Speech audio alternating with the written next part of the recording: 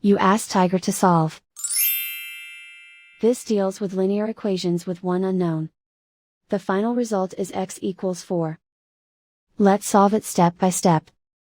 Group all constants on the right side of the equation. Subtract 9 from both sides. Simplify the arithmetic.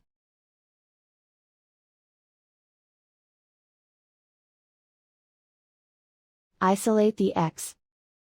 Divide both sides by 4. Simplify the fraction. Find the greatest common factor of the numerator and denominator.